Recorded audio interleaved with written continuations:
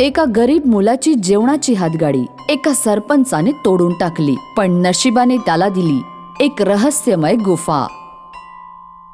ही जादुई गुफा गरिबांना सहाय्य करेल का, की सरपंचाचा लोभ नवीन खेळ खेळेल का? जतीनची एक छोटीशी हातगाडी होती, जिथे तो लोकांना स्वस्तात चपाती, भाजी, डाळ भात खायला देत असे. अरे बाबा जतीन, कळतच नाही तू एवढ्या स्वस्तात जेवण कसं काय देतोस. फक्त 30 रुपयात चपाती, भाजी, डाळ भात क्वचितच कुठे मिळतं माहितीये. बस दादा, देवाची कृपा आहे. अशाच पद्धतीने जतीन लोकांना स्वस्तात खायला देत असे आणि त्याचा धंदा खूप चांगला चालत होता. पण त्याच्या समोर सरपंचाचं हॉटेल होतं, जो त्याचा मुलगा रवी चालवत होता. अरे तुझा ढाबा कसा चाललाय बाळा? काय सांगू बाबा, आपला ढाबा तर खूप तोट्यात चाललाय. तोट्यात चाललाय? अरे पण का? माझ्या ढाब्याच्या समोरच एक मुलगा त्याच्या हातगाडीवर जेवण विकतो आणि तो एवढ्या स्वस्तात जेवण देतो की त्याच्यामुळे लोक माझ्या ढाब्यावर खूप कमी येतात. असं असेल तर आत्ताच त्याची हातगाडी तिथून हटवून लावू. हो बाबा, मी पण हाच विचार करत होतो. जोवर त्याची हातगाडी असेल तो 30-40 रुपयात लोकांना जेवण जेवू घालेल, तर तोपर्यंत आपला ढाबा तर चालणारच नाही. थांब, मग आताच मी काही माणसं घेऊन त्याच्या हातगाडीवर जातो आणि त्याची हातगाडी तिथून हटवून टाकतो. सरपंच काही लोकांबरोबर जतीनच्या गाडीवर जातो आणि तिथे जाताच त्याला ओरडू लागतो. अरे पोरा, तुझी हातगाडी तू इथे का लावलीयस? काय झालं सरपंच, तुम्ही एवढे नाराज का झालात? अरे तू तुझं हे सडलेलं अन्न दुसरीकडे कुठेतरी जाऊन विक. आमच्या गावात हे असलं अन्न कोणीच खात नाही. नाही सरपंच, माझं अन्न सडलेलं नाहीये. उलट खूप चांगलं आहे आणि स्वस्त देखील आहे. तू या भोळ्या भाबड्या गरीब लोकांना मूर्ख बनवू शकतोस, पण मला नाही. एवढं स्वस्त जेवण आजकाल कुठेच मिळत नाही जेवढं स्वस्त तू देतोयस. अरे एवढं स्वस्त जेवण तर तेव्हाच मिळू शकतं जेव्हा सामान खराब असेल, नाहीतर मिळूच शकत नाही. नाही सरपंच, मी सगळं चांगलं सामानच वापरतो. अरे गप्पा बस, उद्यापासून तुझी हातगाडी इथे नाही लावायची. सरपंच जतीनला धमकावून तिथून निघून जातो आणि या गोष्टीमुळे जतीन चिंतेत पडतो. उगाचच हे सरपंच एवढा राग राग करतायत. मला माहितीये, मी त्यांच्या ढाब्यासमोरच माझी हातगाडी लावतोय ना, म्हणून ते मला हातगाडी हटवायला सांगतायत. पण मी माझी हातगाडी नाही हटवणार. बघतोच हे काय करतात ते. जतीन दुसऱ्या दिवशीही त्याच ठिकाणी आपली गाडी लावतो, जिथे तो नेहमी लावत होता. आणि आज हे बघून सरपंचचा मुलगा रवी खूप चिडतो. काल तुला सांगितलं होतं ना, तुझी हातगाडी इथून काढ म्हणून. तू वेडा झालायस का की रोज इथेच हातगाडी लावतोस? तुम्ही तर उगाचच राग राग करताय दादा.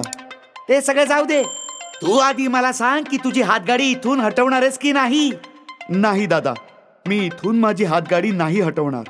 हो काय? तू थांबच, आता मी तुझी हातगाडी उडवून लावतो.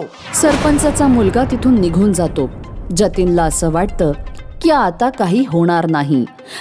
पण काही वेळानंतर रवी 2 लोकांबरोबर तिथे पोहोचतो. हा इथे लोकांना सडलेलं अन्न खाऊ घालतो. काल बाबांनी याला समजावलंही होतं की इथे हातगाडी लावू नकोस, पण ह्याने नाही ऐकलं. आता तोडून टाका याची गाडी. नाही दादा, असं करू नका तुम्ही. जतीन खूप घाबरलेला असतो. तो माफी सुद्धा मागतो, पण सरपंचचा मुलगा आणि त्याची माणसं त्याचं काहीच ऐकत नाही आणि त्याची जेवणाची गाडी तोडून टाकतात. तुझी गाडी तर आम्ही तोडलीच बघ. आता तू इथे अन्न विकू शकत नाही. अन्न विकणं तर सोड, आता तू लवकर या गावातूनही चालता हो. तू इथे नाही राहू शकत. असं करू नका दादा. मी कुठे जाणार? याचा विचार तू तेव्हा करायला हवा होता जेव्हा तुला सांगितलं होतं. आम्ही तुला प्रेमाने समजवलं होतं की इथे हातगाडी लावू नकोस, पण तू आमचं एक नाही ऐकलंस. म्हणून आतापासून तू या गावात राहू शकणार नाहीस. जतीन खूपच घाबरतो आणि रवी आणि त्याच्या माणसांच्या धमकीवर तो तिथून निघून जातो. आता मी या गावात नाही राहणार. इथले लोक खूप वाईट आहेत. हे मला शांतीने जगू देणार नाहीत. त्यापेक्षा मी इथून गेलेलोच बरा आहे. जतीन आपलं सामान बांधून ते गाव सोडून जाऊ लागतो. इथून दुसरं गाव तर खूप लांब आहे. आज रात्री इथेच गावाजवळ एखादी सुरक्षित जागा सापडली तर आजची रात्र मला काढता येईल. असा विचार करून जतीन गावाच्या बाहेर असलेल्या जी गुफा असते तिथे थांबायचा तो विचार करतो. ही गुहा चांगली आहे. इथे मी आरामात रात्र काढू शकतो. जतीन तिथेच पडून राहतो, पण त्याला झोपच येत नसते. तो फक्त त्याच्या कामाचा आणि गाडीचा विचार करत असतो. दुसऱ्या गावातही कसा राहीन मी, हे तर खूपच कठीण आहे. तिथे माझ्याकडे राहायला जागा नाही की खायलाही काही नसणार. चिंताग्रस्त जतीन हाच विचार करत करत झोपून जातो आणि शांत झोप लागल्यामुळे त्याला उठायला उशीर होतो. सकाळी जेव्हा तो उठतो तेव्हा तो बघतो की त्याच्या चारी बाजूला भरपूर सारं खाणं जेवण ठेवलेलं आहे आणि त्यामध्ये बरंच स्वादिष्ट खाणं ठेवलेलं असतं. हे सगळं इथे कसं काय आलं? एवढी सगळी भांडी आणि एवढं सगळं जेवण. आता हे सगळं इथे कोणी आणून ठेवलं? काहीच समजत नाहीये. जतीन तिथे बसून हा विचार करतच असतो की तिथे गुफेच्या जवळ एक व्यक्ती येते. दादा, गावाकडे जायचा रस्ता हाच आहे ना? हो, हाच आहे. तो माणूस जतीन जवळ एवढं सगळे पदार्थ बघतो आणि तो त्याला विचारतो, काही खायला मिळेल का तुमच्याकडे? खायला? हो हो, ते काय ना, मी खूप वेळ झाला चालतोय आणि थोडासा थकवाही जाणवतोय. मी तुम्हाला खाण्याचे पैसे देईन ना. हो हो, ठीक आहे, मी तुम्हाला खायला देतो. जतीन त्या व्यक्तीला चांगलं आणि स्वादिष्ट खाणं देतो, ज्यामुळे तो व्यक्ती खूप आनंदी होतो.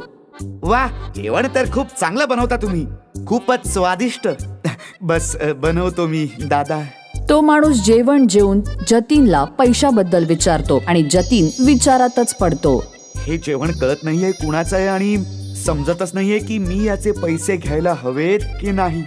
पण आता हा समोरून पैसे देतोय तर मी ते पैसे घेतो. असंही एवढ्या स्वादिष्ट जेवणाचे 50 रुपये तरी होतातच.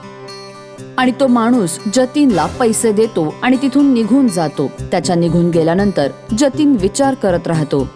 हा माणूस या रस्त्याने जाताना माझ्या जवळ आला आणि हे सगळं जेवण बघून इथे जेवून मला पैसे देऊन गेला. मग आता मी या गुहेतच हे सगळं जेवण विकू लागलो तर इथून येणारे जाणारे लोक इथे जेवायला येतीलच.